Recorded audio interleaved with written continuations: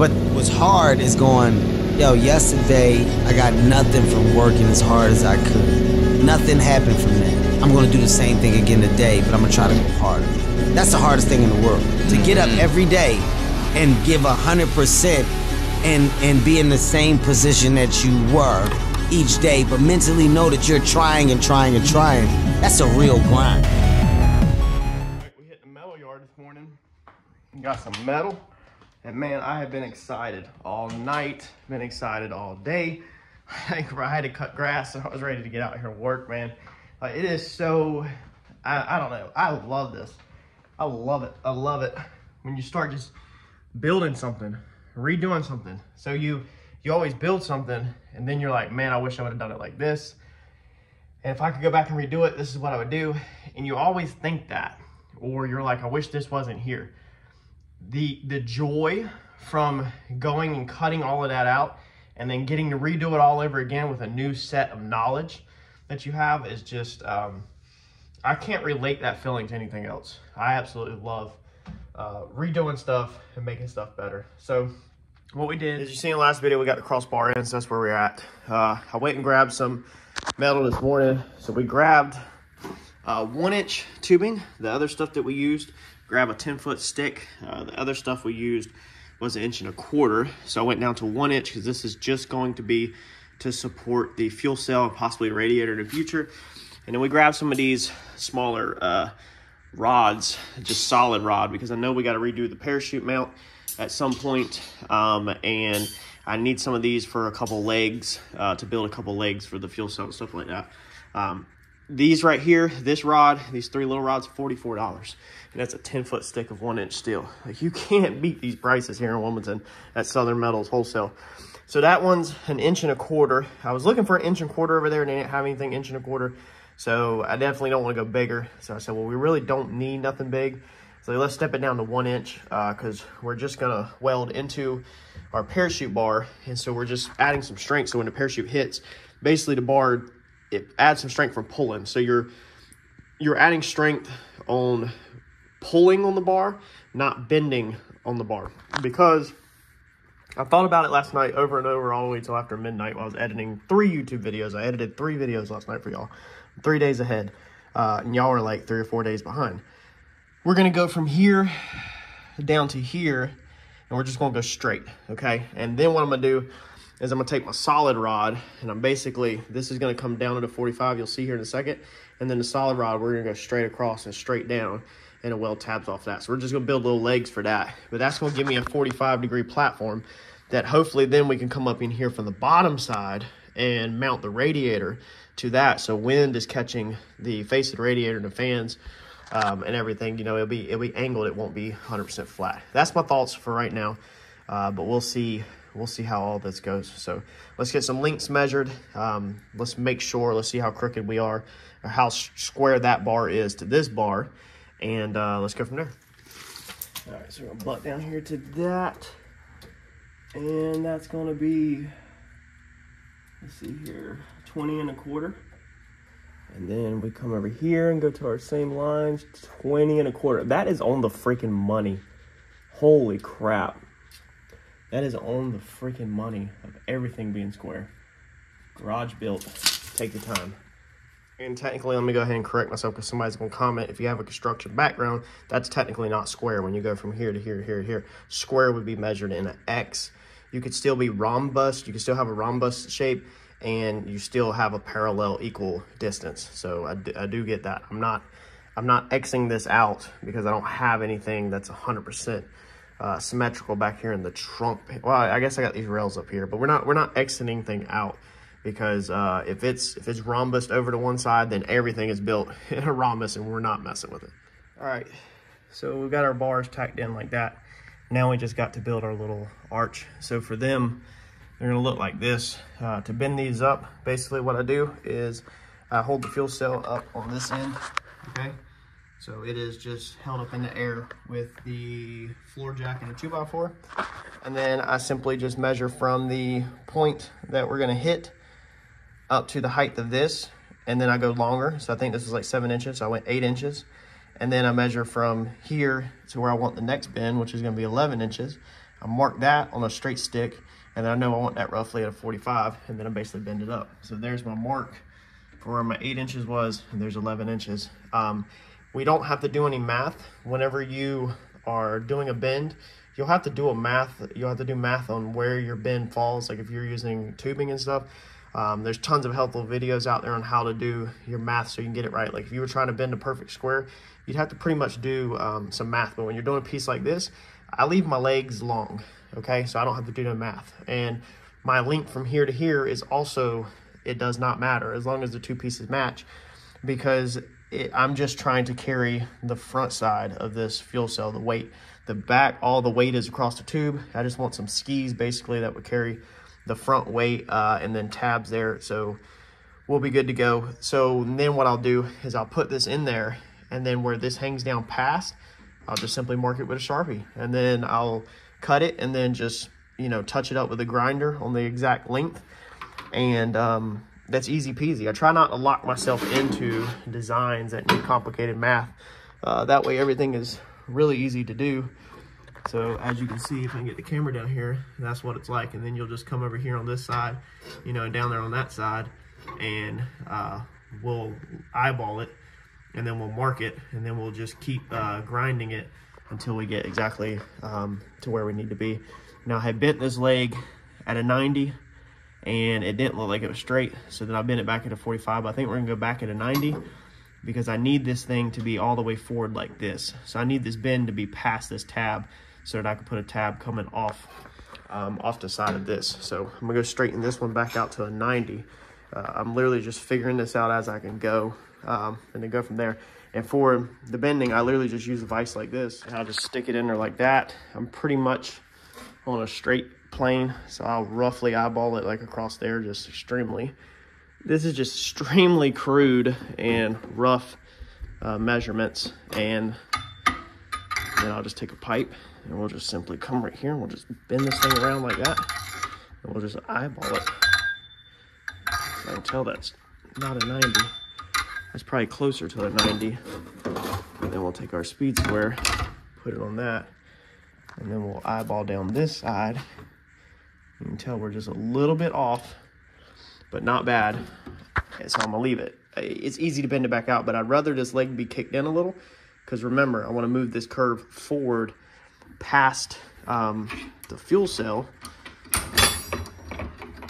because I want to be able to weld a tab off the side of this to carry the weight. And then we'll just keep doing our test fitting. So that is perfect. Look at that. So now our bend is in front, and we're going to scoot up some more because we're actually going to weld it on top of that bar. So it's going to come up like that. So now I'm going to get down there, eyeball that, make my cuts, fit this side in, and then pretty much once I fit this side in, I'll go ahead and test it on the other side. If it matches the other side, then I have this to go to the bench with and literally just copy this. You can see my marks, so I know where I originally made my bends, and it should be easy peasy. All right, so I test fitted this one in there, and somehow cut it a little short, so on this side. So if you cut that a little short, just stand your leg up some more. That easy, because it doesn't matter where it falls out. So now I'm gonna copy this. So this bend right here doesn't have to be perfect, you know, it's close. And then we can kind of see where our bend starts roughly right there. So that is where we're gonna start the bend on this one. Now I just bent it a minute ago. Originally my line was here, measured out, it was wrong, so I put it back in the vise, kind of straighten it out. It's got a little bit of kink in it, but then I realized that, hey, something's wrong, let's try to get these close. Really, you can see the vise bites in that. Really, it needs to go a little bit more that way, but that should be about it. So I'm not really too worried about, like I said, it being 100% perfect. I just want it close. And then we'll touch our pipe straight on our vise like that, and that will put all the pressure where it's gonna bend it in that one spot. We'll crank that thing around, and more than likely that bend is not gonna be uniform, because I mean, you're doing some crude, rough stuff in your vise. So you can see we fell a little short again, but our legs pretty much hit the exact same spot, so pretty close. Our overall is decent. That one's a little, really needs to be like that. Really this leg, okay, let's see here. This leg needs to be stood out. just a little bit more, actually.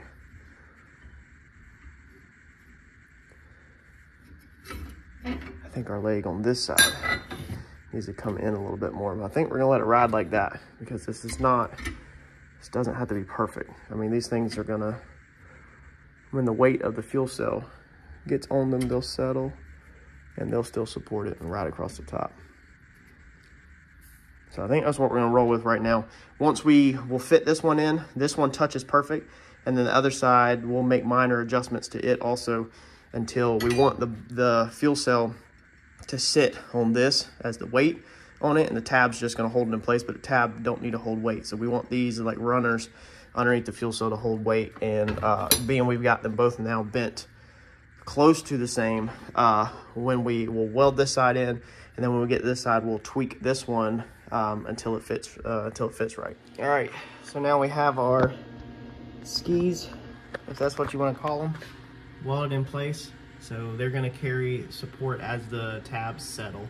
Fuel goes in it. They're going to carry the support of the front of the cell. So you got weight across the back, and then you got weight front to back. And then the center we're going to leave out because there's a sump. So there's a lot of things that's coming out the center of most of the fuel cells. So 3 sides, that's how the last one was, and it was sitting on the floor. And I think that'll be perfectly fine after we get these tabs welded in and all that. We might diagonally brace the front and do a couple more things. Let me get these tabs tacked on, and then we will move forward from there. All right, so we got our tabs up there tacked in. They were actually a pain in the butt, just with the car on the ground. If I was on a lift, it would have been easy to come in from the bottom. I had to basically just tack them blinded, and you can't really get the welder where it's at. Anyway, that was a bit of a challenge. Got the little tabs welded onto these. Got our platforms or our skis made. So I'm really liking this. I took the fuel cell out to put a little more tacks. I'm still not gonna finalize, burn everything in until we get the whole layout done, because we all know I like to change stuff up. So I'm gonna move on to the next step. Next step is I'm thinking of seeing if the transcooler will fit in here. I don't think it will. I think I should probably keep it back there. Maybe I should make another mount for it at an angle, but we're gonna finish laying out everything else and see where we need tabs and stuff at. All right, so it is Sunday afternoon. I worked on this for maybe 15 minutes earlier, but as you've seen from John's video probably by now, I guess, we raced Randy's last night, and I got about 1 hour of sleep this morning, so I'm running on pretty much being up for 2 days straight, minus 1 hour of sleep, that's all. So I'm trying to get a little bit more done out here today, and cut a couple bars out and move forward. Check this out. I went ahead and mocked up the radiator before I scooted out of town to go racing with Randy, take Randy's car to the track. I went ahead and welded this piece in right here. So you have that piece right here, and then we went ahead and welded that bar in right there, okay, for the transcooler to bolt onto. So the fuel cell sits on top, as you've seen, bolts up to this. Transcooler is below the fuel cell, but then the transcooler is, for the most part, above these bars. They can be spaced down a little. Let's see here. You can see right there, the fan is a little tiny bit below it, so it can be spaced down, but we've got the length. We're hoping to get the radiator up in here at this point. So if you remember, we just had these bars that we left in here, that one that was right there, and then it went over to right there on that. So I went ahead and just cut that section out because I need from this bar backwards wide open underneath the car, because that's kind of where I want to put radiator now. So we're basically double stacking radiator, transcooler, fuel cell. So a ton of stacking right here in the center car, utilizing this space. I'm absolutely in love with this change, and wish that this was how I would have done it from the start. The very first time I went to put the radiator back here, I don't know if y'all remember, I did, or I don't even know if I was doing YouTube then. I think I was, pretty sure I was. But we did a rear mount radiator, and actually the only thing that's left from it is these tabs right here. But the reason why I bailed out on it, number one, it was nowhere near efficient as this as far as room, but I bailed out on it because of how to get the coolant from the front of the engine to the back. So y'all go ahead and drop a comment right now, because I'm brainstorming. So I'm gonna try to fit this radiator in here, and if anything, we're gonna go ahead and build the radiator mounts, but the radiator might go back up front until we figure out our problem. So our issue is, how do we cheaply, and normally I'm the one that solves this issue, not y'all, but how do we cheaply get coolant from there to the back without ordering a -20 hose kit?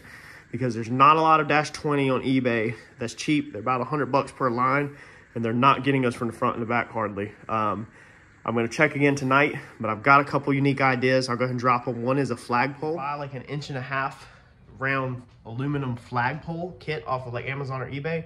Walmart, I think it's like 40 bucks, 50 bucks. And then normally they're like 8 foot or 10 feet, and they're expanding, but it's still basically just like a broomstick, like a pole. It's basically a pole with, sometimes the ends have like a plastic piece on them or something like that. But we could cut the straight runs out of the flagpole and the flagpole kit, and that would get us, for about 100 bucks, probably, we could easily get aluminum piping on from front back. Now you can go buy aluminum piping, local or tubing, but the wall of it is too thick, so then it's too heavy. We don't want to add a bunch of unneeded weight all the way underneath the car. All the weight needs to go in the back of the car for no prep, not underneath the car. The second thing is a pool skimmer. So the extended pole pool skimmer, you get some that are in a lot of small sections, so 4 foot, 6 foot, or 4 foot, 2 foot, whatever sections. But if you get the big pool skimmers that collapse into 6 foot or 8 foot sections, so if it's 12 foot, it'd be like 2 6-foot sections or whatever. I've seen some of them, and that provides you with a pretty solid straight run of aluminum for like 20 bucks or 30 bucks for a pool skimmer.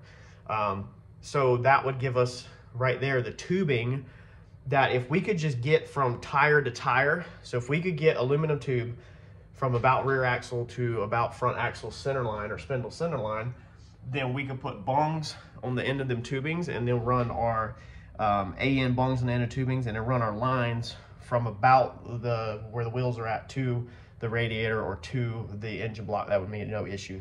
We just need to eat up some of the long run, and that way we're not using straight AN line the whole freaking distance. So you let me know in the comments if you have any ideas or how you ran line forward and backwards. I can go ahead and tell you it needs to be -20.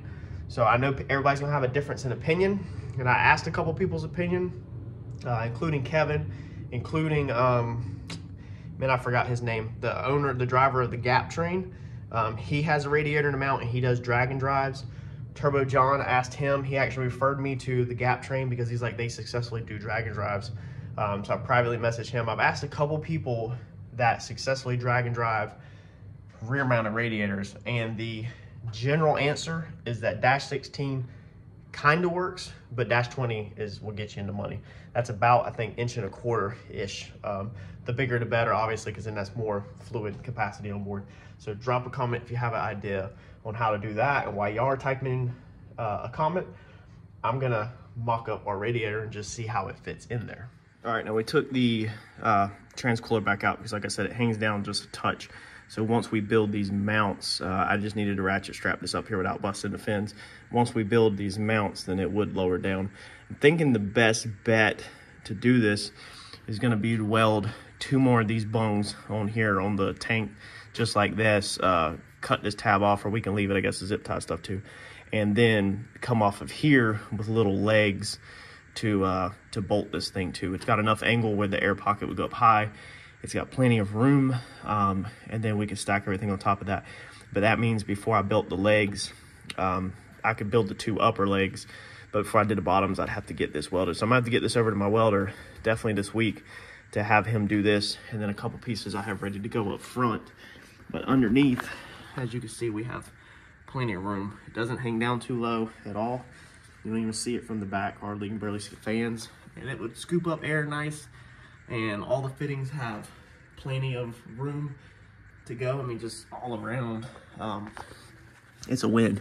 All around, it is perfect this time compared to last time. It was not this great. So we need to put in some order from bongs, and when they come in, get this thing immediately over to, like I said, my welder, and get them tacked on so we can build it. But we can go ahead, if we wanted to this afternoon, and build our front two, and then we just have to build our bottom two later. Actually, if we built our front two, as you say, we could maybe do the bottom a different way, but it's probably gonna be best to weld some bungs on it and have 4 of them. So that's I think that's how that's gonna be. And then y'all just let me know how you would get your coolant back here. All right, so that's how our upper standoffs look on both sides. So we're gonna go ahead and take this thing out of here. I used the 2x4s, 2x6s, 2x8s to just space it so that it's equal to the bottom tube, and hopefully that spaces it down enough when we put our transcooler back in there, it'll be fine. If not, you just simply add a washer or a spacer to these, and then you can lower the radiator height if you need to. Well, the overflow tank, the catch pan for oil is exploded and blowed up because it was under the car and I was welding, and I guess a hot I'm literally shaking, like my heart is pounding, son. It rolled down in there from welding, a little spark I guess, and literally exploded this freaking thing underneath the car while I was welding, because this had a little bit, tiny bit of fuel in it from where we dropped it out. That was a close call. Definitely should not be welding near any fuel, and I don't do that. Like, I've got all the fuel tanks out of the way, the fuel cells way over there, the barrel of fuel's over there. Like, there's no fuel back here, but I just completely forgot. Honestly, just a simple mistake. Completely freaking didn't even think about the overflow tank or catch spill old drain pan, the drain pan being underneath here from where we were catching it for drips of fuel. Now, fortunately, it wasn't full of fuel. It was just literally under here to just catch the lines as they were dripping, because if you remember, we emptied all of the fuel into our 5-gallon catch, our 5-gallon pail over there. So literally it was just catching the lines. But yeah, I'm sitting here welding, and literally in a split second, like, you barely even have time to jump because it just literally like exploded. It was sitting right there, and I was welding right here, and just literally blew up like a humongous explosion underneath the car.